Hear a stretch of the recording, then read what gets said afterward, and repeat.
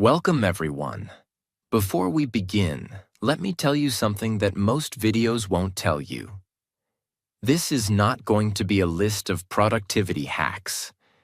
It's not going to say, just make a to-do list, or wake up early. And no, this won't be another boring motivational speech that sounds good, but changes nothing. This is going to be different. Because this isn't just about procrastination. It's about your future. It's about the version of you that you've been delaying for years. It's about the dream you've been putting off. The goal you always say you'll start tomorrow. The life you know you're meant to live, but still haven't stepped into. If you're tired of watching your days disappear one by one, if you're tired of lying to yourself with, "I'll do it later," if you're tired of feeling guilty, behind, lazy, stuck, unmotivated, then this video is for you. Because procrastination isn't just some bad habit. It's a silent thief, stealing your time, your growth, your confidence, and eventually, your life. And the worst part? Most people will never even realize it until it's too late. That's why this video is important. Because this isn't just about being more productive. This is about taking back control of your time, your habits, your potential, and your identity. Today, I'm going to walk you through the 10 most powerful truths that will finally break the chains of procrastination. Each truth is raw, emotional, and real. Each step is based on what actually works, not what sounds nice. You'll not only understand why you procrastinate, you'll know exactly how to stop. You'll learn how to move, even when you don't feel like it. You'll learn how to build discipline, even when motivation is gone. And most importantly, you'll learn how to become the person who doesn't just talk about dreams, but actually builds them. If you're serious about changing your life, not just watching videos, but actually doing something, then stay with me until the end. Because by the time we're done, procrastination won't feel like just a habit anymore. It'll feel like something you refuse to live with ever again. This isn't just a powerful video. It's also a secret weapon for your English. You're not just learning life-changing lessons. You're training your ears, your brain, and your voice to speak better English, faster. So every second you watch, you're getting stronger, in life and in language. Let's begin. Step 1. Stop waiting for motivation. Create a system. Let's destroy the biggest lie first. I'll start when I feel motivated. That one sentence has ruined millions of dreams. And here's the truth. Motivation is not coming. Motivation is not some magical force that shows up and makes you productive. It's a feeling. And feelings are unreliable. Sometimes they show up, sometimes they don't. And if your entire future depends on waiting for the right feeling, then your future is in serious danger. Let me explain how your brain works in the simplest way.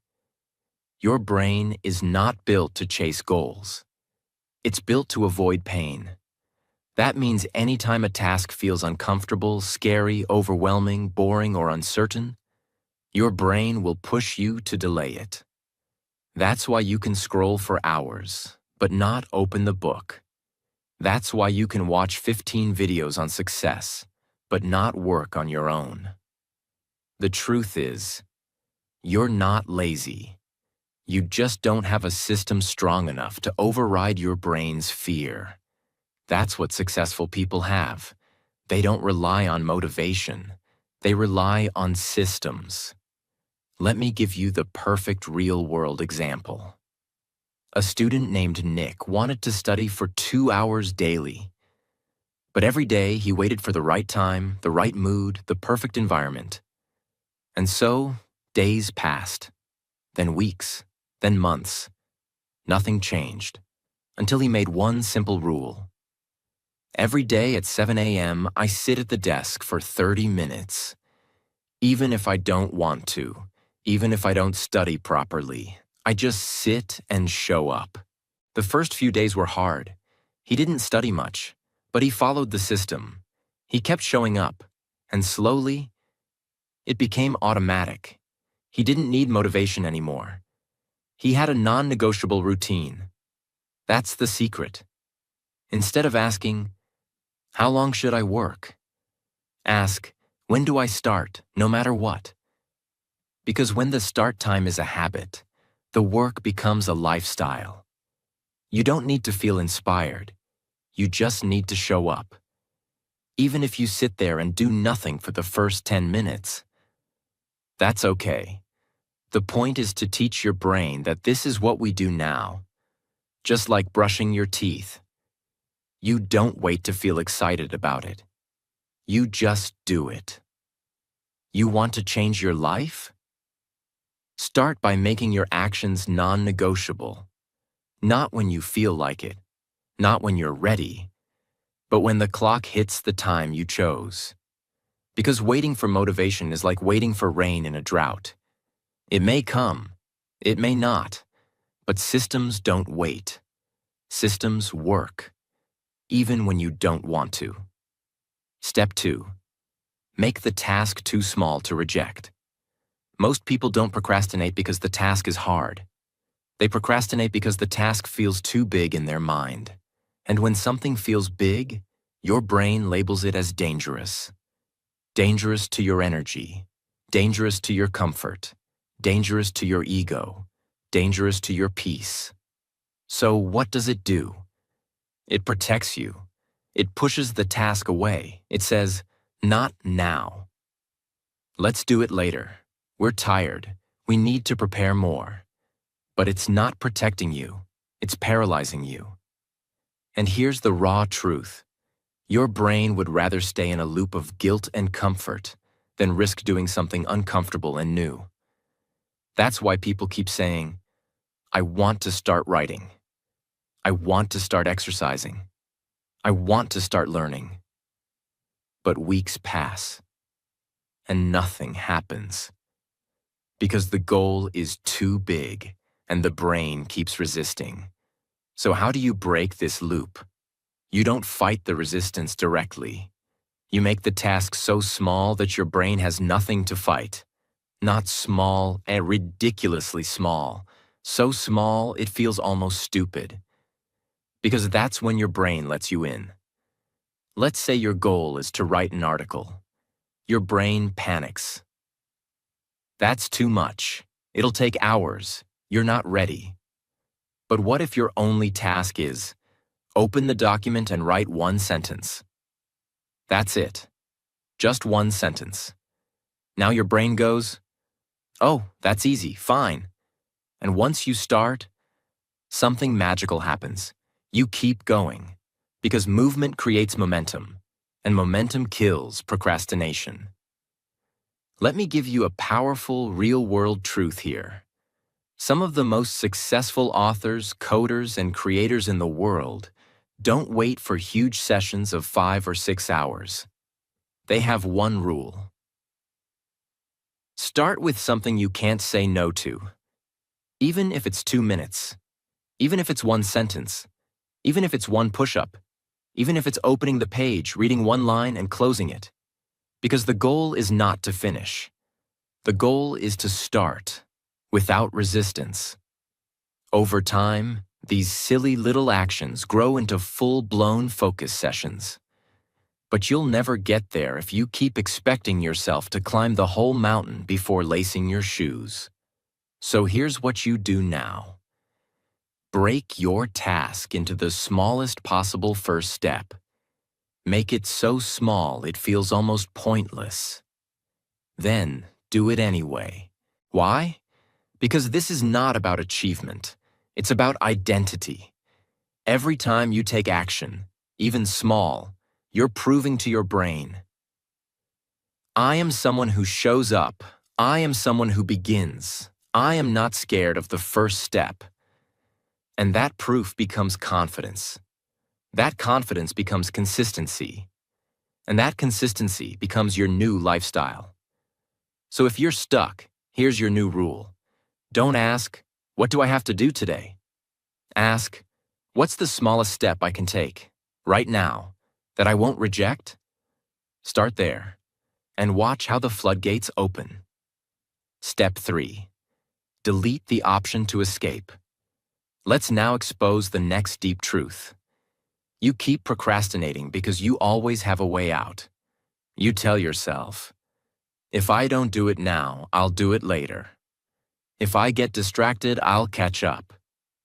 If I fail, it's fine. I'll reset tomorrow. But that's the trap. Because when your brain knows there's a backup plan, it never takes the main plan seriously. It's like trying to stay faithful in a relationship, but always keeping another person on standby. It kills the commitment. And that's what you've been doing with your dreams. You've been keeping your distractions close. You've been giving yourself soft exits. And the worst part? You've been doing it in secret so that no one knows you're avoiding the work. Let's get brutally honest now. You keep your phone nearby while working. You keep your TV just a remote away. You keep your social apps logged in. You keep your YouTube tab open. You keep your notifications on. You keep your excuses polished and ready. You're not just procrastinating. You're building an environment where failure is easy. So if you're serious about breaking this, you need to destroy your escape routes. You need to create a world where doing the task is not a choice. It's the only path forward. Here's how you do that. Turn your phone off. Completely. Not silent.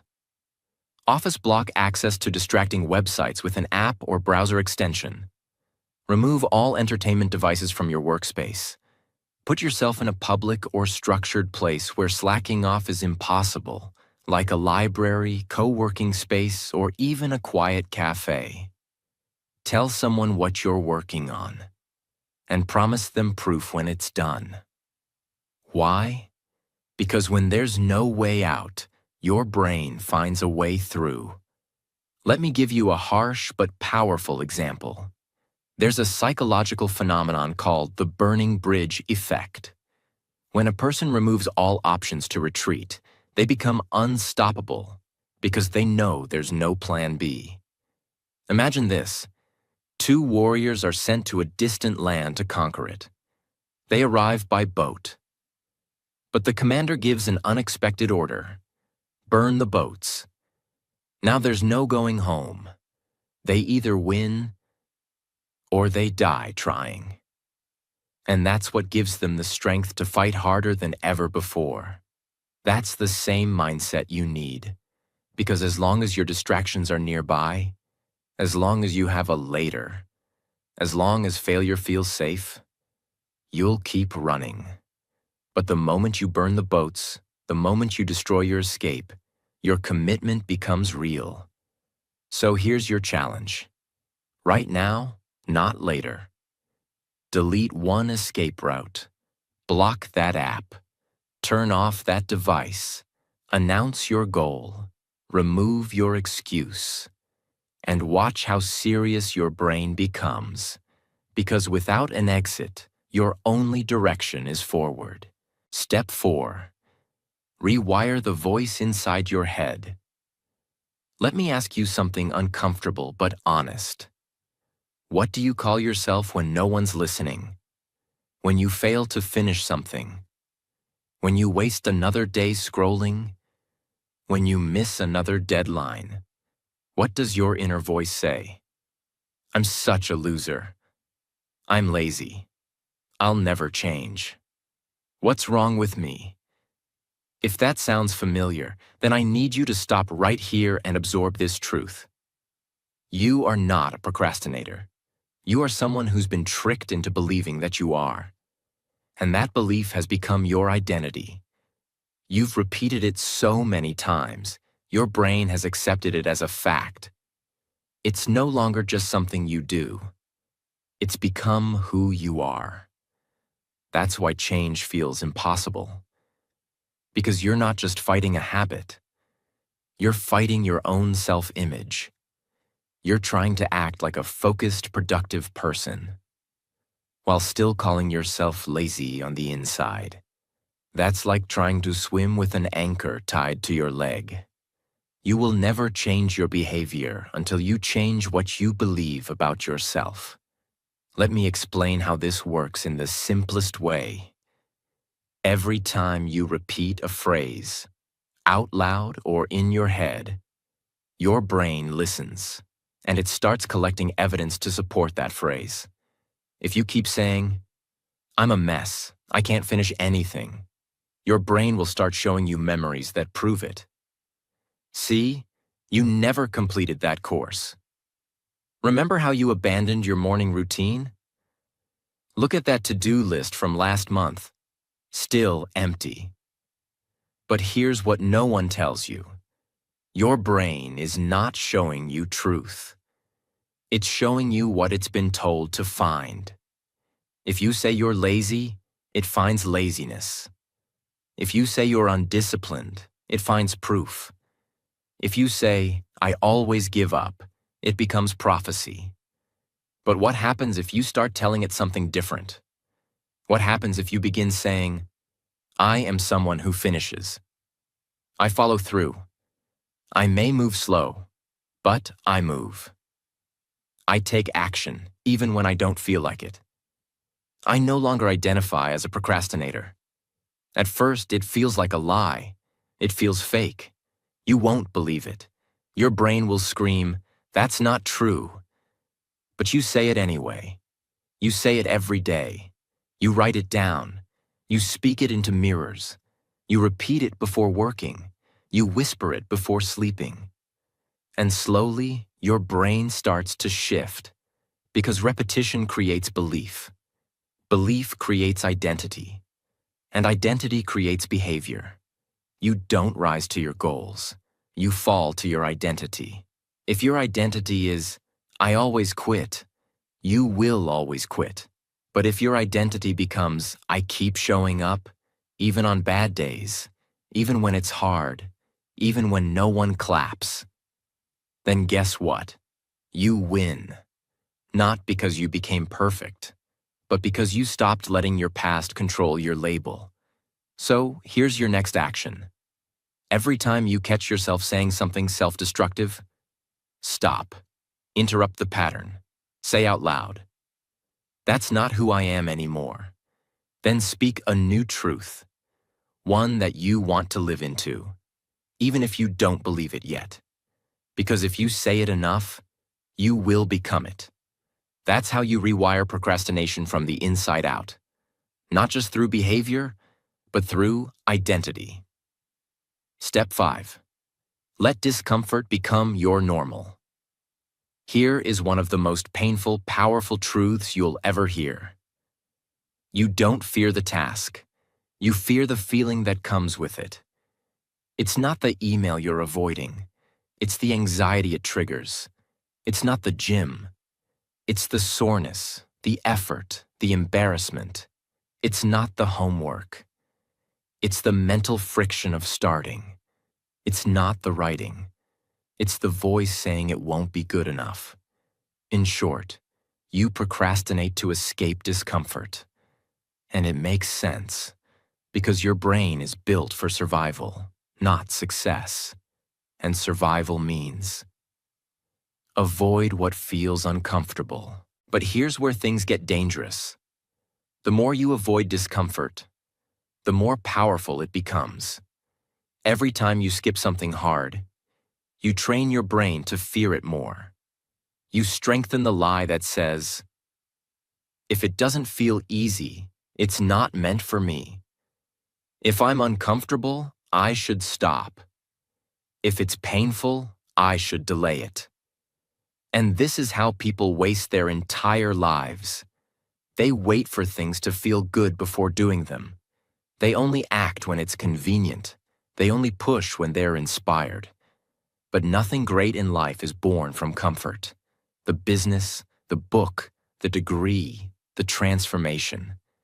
It all comes from doing the thing you don't want to do, again and again, until it becomes who you are.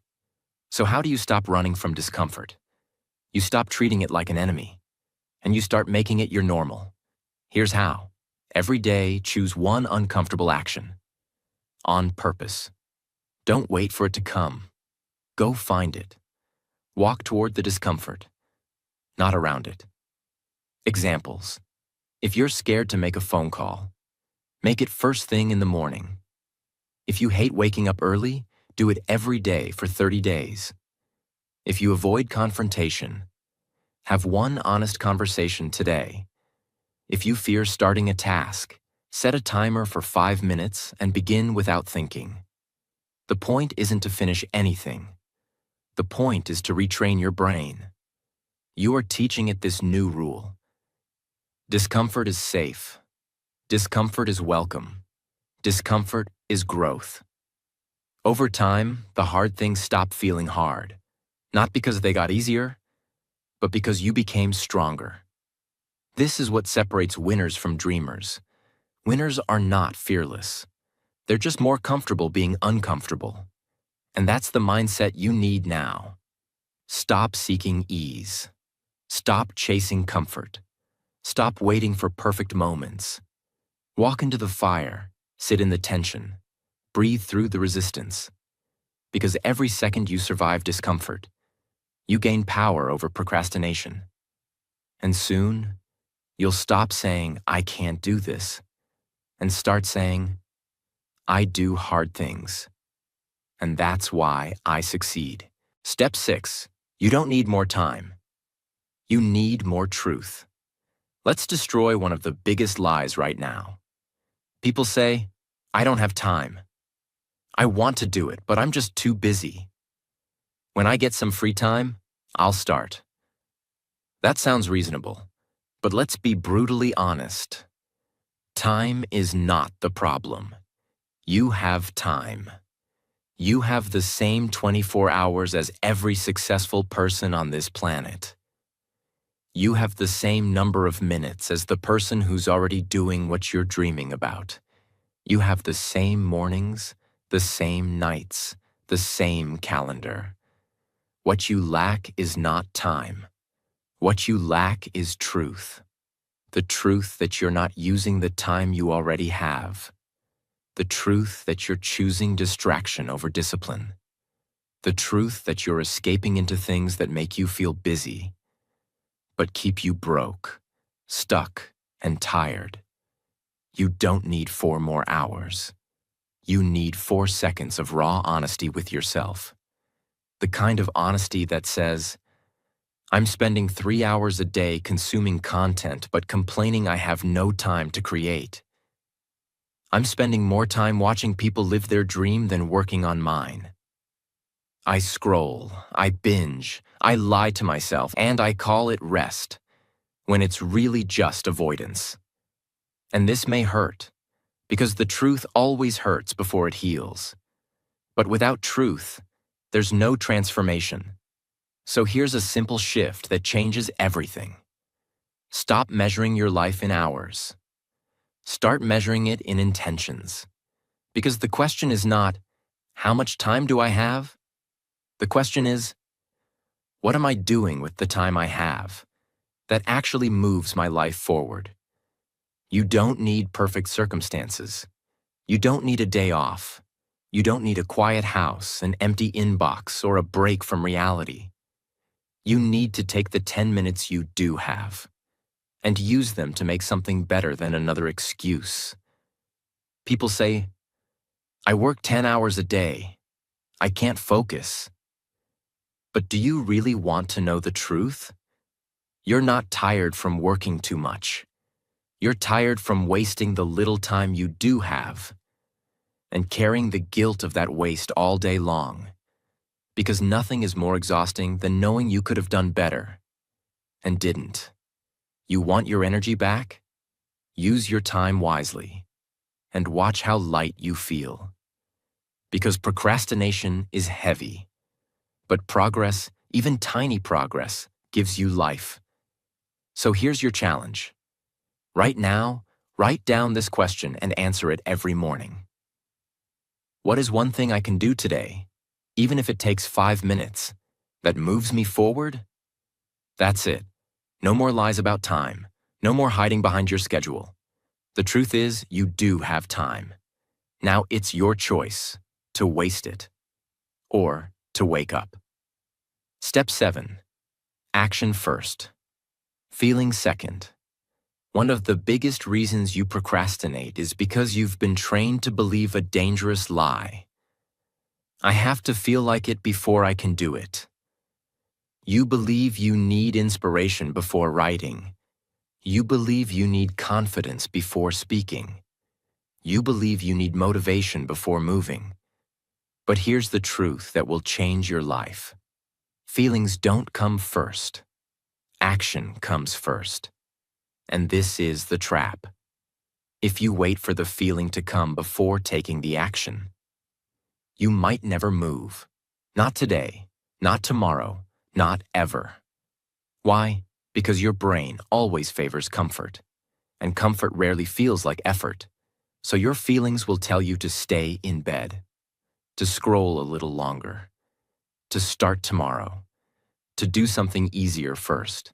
But you cannot build your future based on how you feel, because feelings are like weather. They change constantly. They're unreliable. They're unstable. But your dreams, they need consistency. They need structure. They need movement, especially when you feel nothing. Let's go deeper. Every time you say, I don't feel like it, what you're really saying is, I want to act based on emotion, not intention. And this is how you lose. You feel tired, so you skip the work. You feel insecure, so you delay the project. You feel overwhelmed, so you avoid the task. And every time you do that, you train your brain to believe. Discomfort means stop. But successful people? They've trained their minds with the opposite rule. Discomfort means go. Confusion means start. Fear means take the first step. They don't act because they feel ready. They act, and then they start feeling ready. Because the feeling doesn't lead the action. The action creates the feeling. Think about it. You don't feel motivated to write until you've written a few sentences. You don't feel like working out until you've finished the first 10 minutes. You don't feel confident to speak until you start speaking. That first push, that first step, no matter how awkward, small, or slow, creates emotional momentum. And suddenly, what felt impossible becomes doable. What felt heavy feels lighter. What felt scary starts to make sense. So here's your new rule. Never ask, do I feel like it? Ask, what would the best version of me do right now? And then do that, even if it's messy, even if it's slow, even if it feels empty at first. Because when you stop waiting for permission from your emotions, you finally gain power over your life. And that's what destroys procrastination. Not more tips, not more tricks, but the decision to act, even when your feelings beg you not to. Remember, you don't need to feel like it. You need to become the kind of person who moves anyway. That's how you win. Step 8. Discipline isn't a trait. It's a decision. One of the most dangerous beliefs in the world is this. Some people are just naturally disciplined. You look at someone who wakes up early, works hard, exercises, creates, studies, writes, grows, and builds. And you think, they were born that way. They're built differently. They must have something I don't.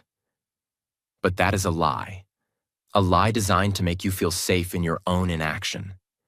Because the truth is harsh and powerful. No one is born disciplined. Discipline is not a gift, it's a decision. And it's not made once, it's made every single day. Let's go even deeper.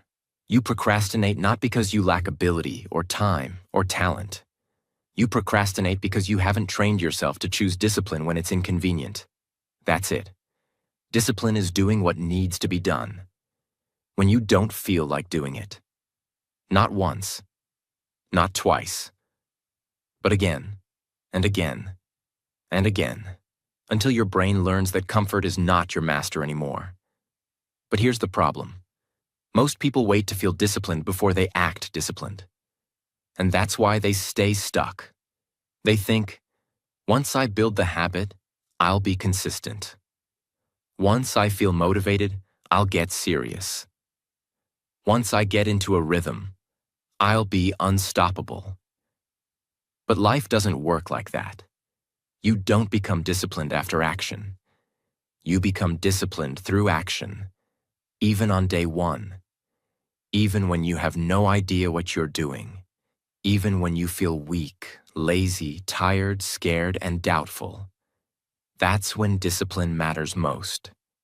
And here's something people rarely say out loud. Discipline feels boring. Discipline feels hard. Discipline feels repetitive. But discipline is what builds freedom. The freedom to live a life without guilt. The freedom to respect yourself again. The freedom to build a life you're proud of. But that freedom has a price. And the currency is daily decisions. So how do you build this kind of discipline? You start small. But more importantly, you stop negotiating. You stop asking yourself, do I feel like it today?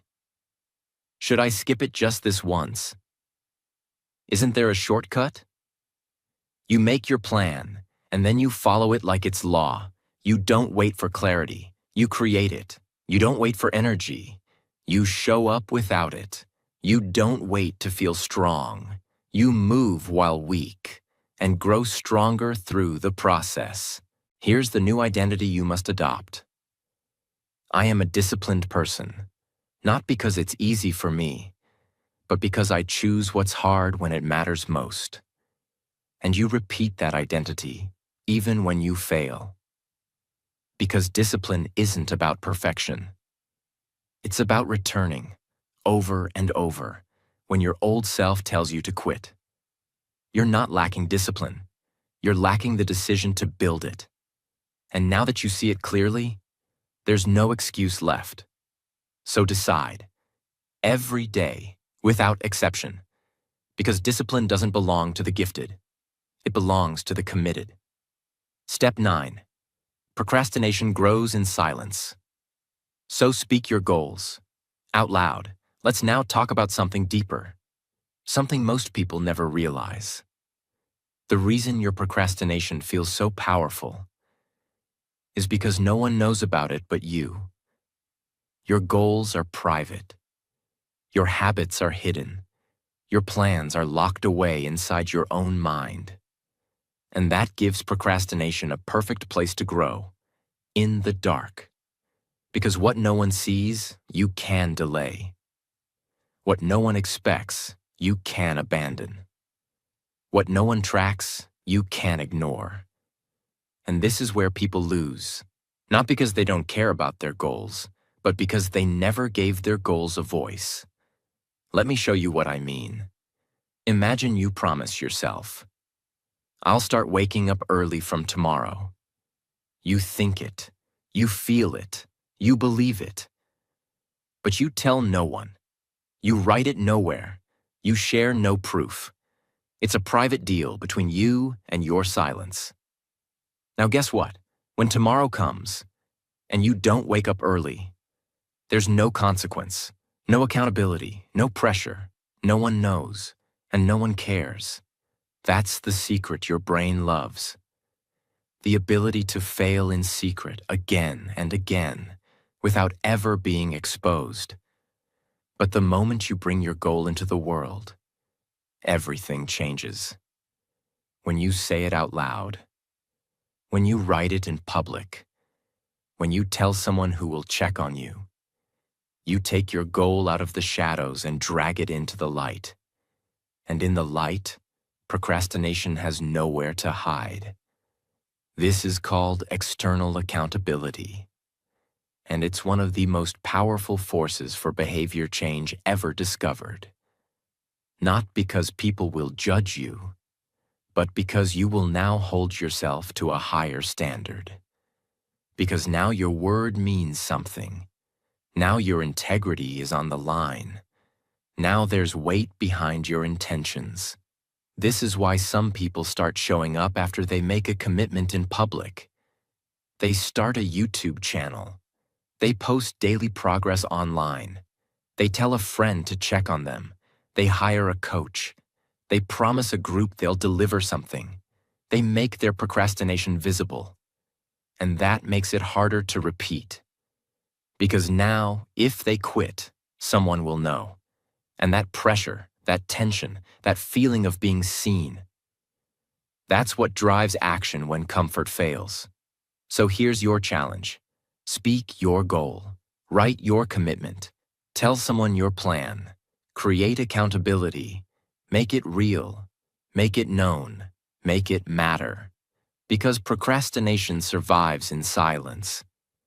But action grows in the presence of expectation. From this point on, you don't just carry your dreams inside your head. You carry them out into the world. And you let your voice become a contract. Because once you speak it, you can no longer ignore it. Step 10. Let regret scare you more than effort. Let's stop pretending that procrastination is just a bad habit. Let's stop calling it laziness. Let's stop saying, "I'll do it tomorrow," like that's not a dangerous sentence. Because it is. Every time you delay what matters, every time you put off your potential, every time you choose distraction over direction, you are not just wasting time. You are building a life you will regret. That's the truth no one tells you. You think the cost of procrastination is small. You think it's just a missed task, a lost hour, an undone item on a to-do list. But it's not. The real cost? It's your dream dying slowly, while you lie to yourself that you'll start someday, and that someday never comes, because it's always later, and when later becomes years, and years become your life, you finally look back and realize it's gone. Not just the time, but the confidence, the ambition, the fire, the chance to become what you could have been.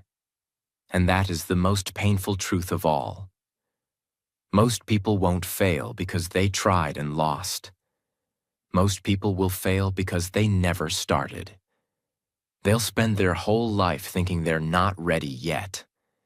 They'll wait for clarity, energy, inspiration, permission, motivation. They'll say, "One day I'll change." But they won't, because they never feared regret more than they feared effort. They thought working hard would be painful. They thought starting would be stressful. They thought failure would hurt. And maybe it would. But they never imagined how much worse it would feel to stand at the edge of life, at 60, 70, 80 years old, and say, "I could have been more, but I never gave myself the chance." Not because they weren't smart, not because they weren't capable, but because they let fear, distraction, doubt, and laziness run their lives in silence. So today, I'm asking you one final question. What are you more afraid of? The pain of starting when it's uncomfortable? Or the pain of looking back one day, knowing you never tried? Because effort lasts minutes, but regret lasts a lifetime. That moment you push through the resistance, it might take 10 seconds of courage. That uncomfortable hour of work, it might feel hard today, but 5 years from now, You'll thank yourself for every second you chose progress over excuses. And 5 years from now, you'll hate yourself for every second you knew what to do and didn't. So here's what you must do now. Stop romanticizing tomorrow. Start fearing regret more than discomfort. Start remembering that the life you want is not given. It is built. And that the builder is you. Not someday. Not maybe. Not later. You. Because time will not wait. Life will not slow down. And your potential is not infinite. You get one life. And the tragedy isn't that it ends. The tragedy is that most people never live it fully, because they kept pressing later, until there was nothing left to press. You don't need more advice. You don't need more time. You don't need more plans. You need one thing: a decision. To stop betraying your future. To stop waiting for the perfect moment. To stop carrying the guilt of potential unused. The clock is running. And now, so must you. You've heard every step, not tips, not tricks, not hacks, but real, raw truths about why you've been stuck and how to finally move. This wasn't just a video. It was a reset. It was a mirror. It was the voice that no one else has been honest enough to say to you. You are not lazy. You are not broken. You are not incapable. You're just late to war with a voice in your head that keeps saying, not yet. But now, that voice has met something stronger. Your decision. From this moment forward, you don't wait. You don't beg time to give you another chance. You don't wish for discipline. You become it. You don't wonder what could have been. You build what can still be. And if you fall again, so what? Stand up, begin again, but never stop. You're not chasing a goal anymore. You're chasing who you were meant to be. And that pursuit begins. Not tomorrow, not later, not when the time feels right. It begins right now. If this video woke something up inside you, if it reminded you of who you really are, then subscribe. Because we're not here to scroll through life. We're here to rise. We're here to change. We're here to win. God bless you.